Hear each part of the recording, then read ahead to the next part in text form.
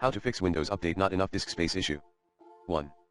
Reset background intelligent transfer service, bits, via Windows Update troubleshooter at https://aka.ms/diagram_woo. 2.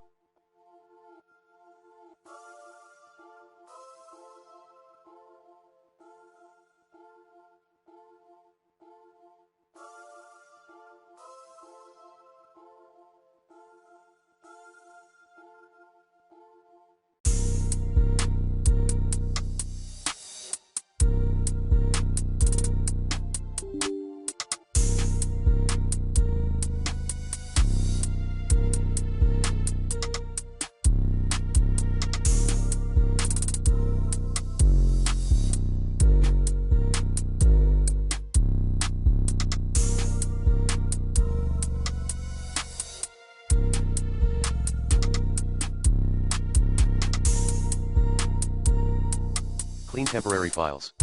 3.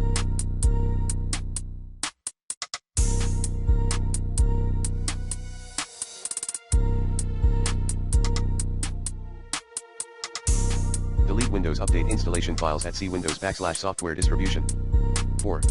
Upgrade your system with media creation tool.